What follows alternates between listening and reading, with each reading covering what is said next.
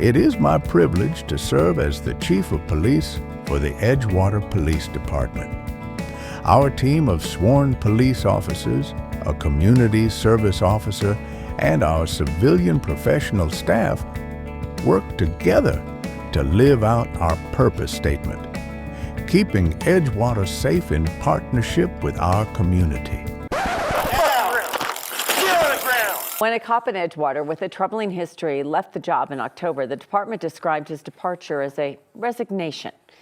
Welcome back to Open Government Investigations.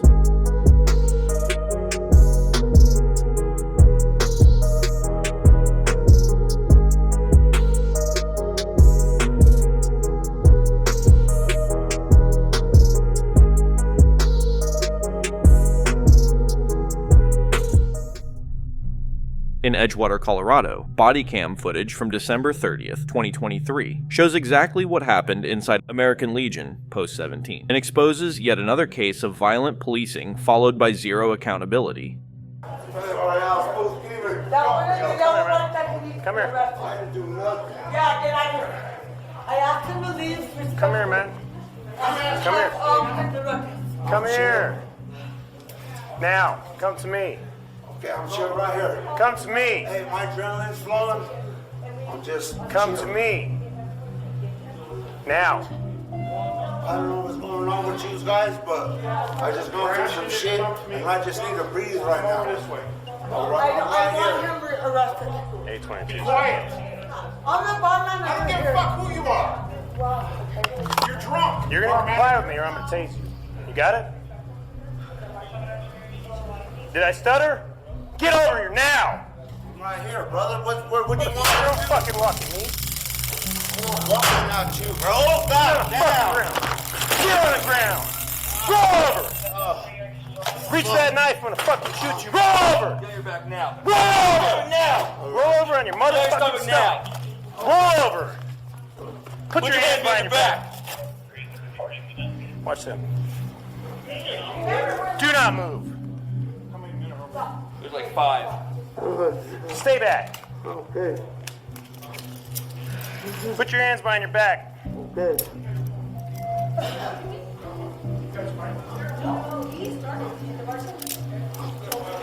You're gonna need to here.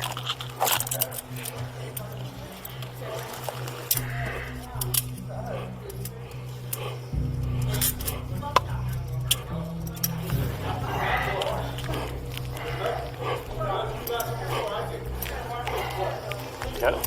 Fuck, shirt's in the way. Alright, got it? Help me roll over. Here, take that.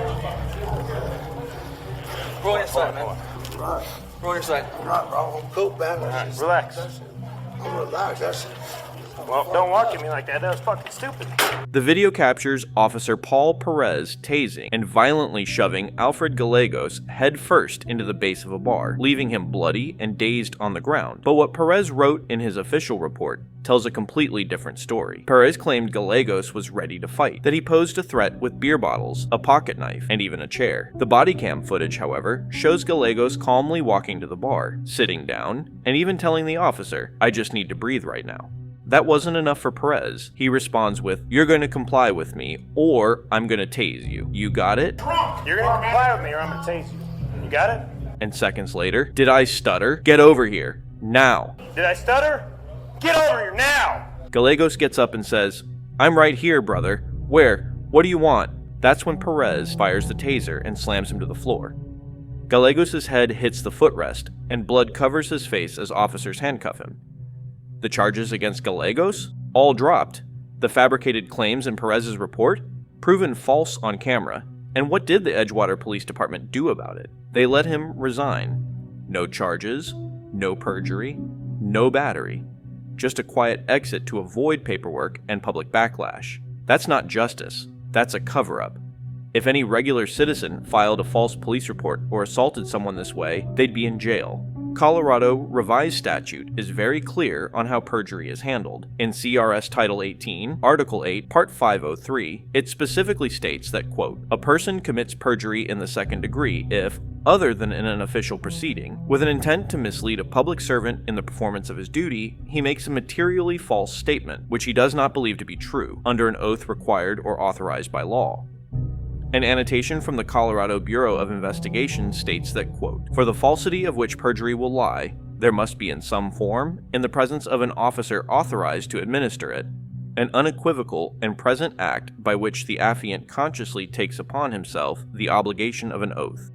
Perjury is a Class 2 misdemeanor, but when you're Officer Paul Perez, you just get to walk away. But this isn't Perez's first incident showcasing his misconduct. Records show that he was disciplined in another incident during his employment with the Edgewater Police Department, where he threatened to, quote, blow the brains out of a suspect who was involved in a carjacking. A 19-year-old faced the consequences of this night. 15, everybody get up here, he's running. The night he tried to steal 2 cars. 15, I got him at gunpoint. Don't move!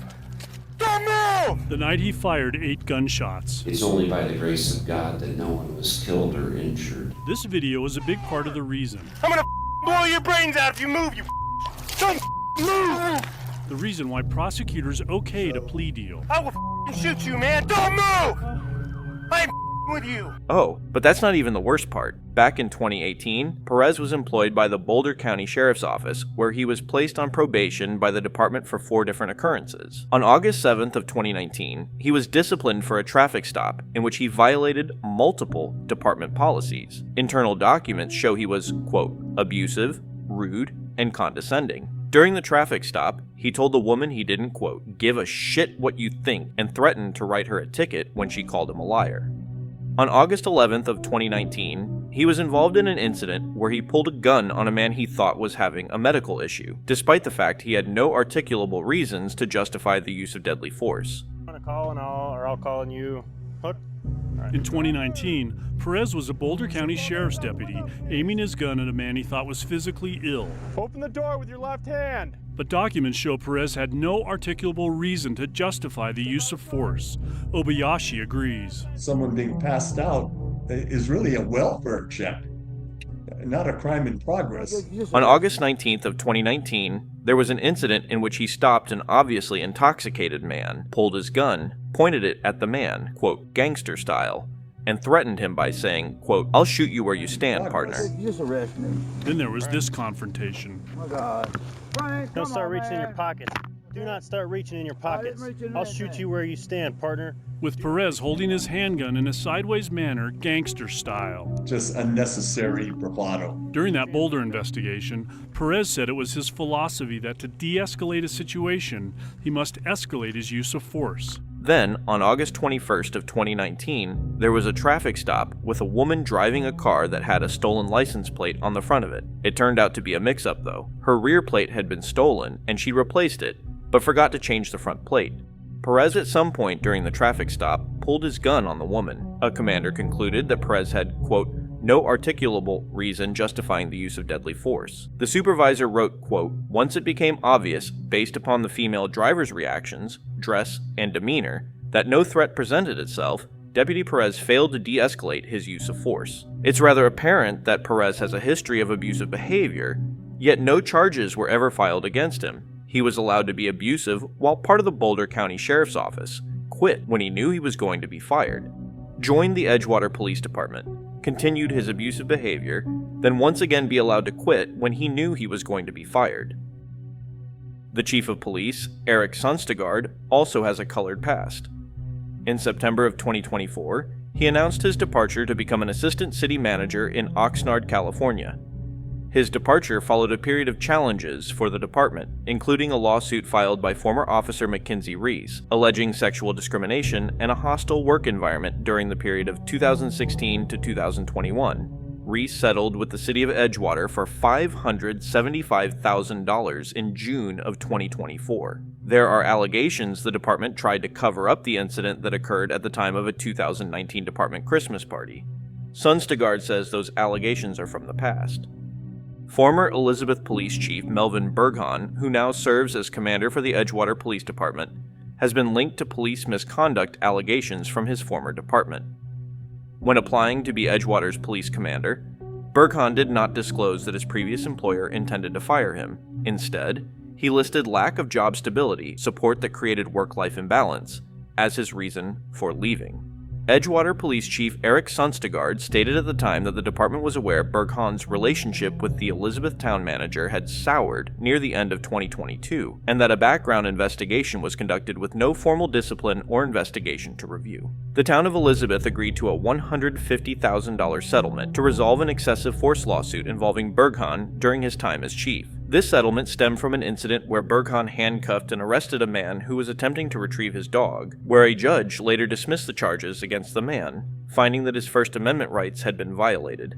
Burkhan resigned from his position as Elizabeth Police Chief in December 2022 and was not officially terminated. The town has declined to explain why he resigned instead of being fired, and battled with 9 News over the release of records related to Burkhan's disciplinary history, ultimately resulting in a judge's order for the town to release some documents, including the Notice of Intent to terminate Burkhan.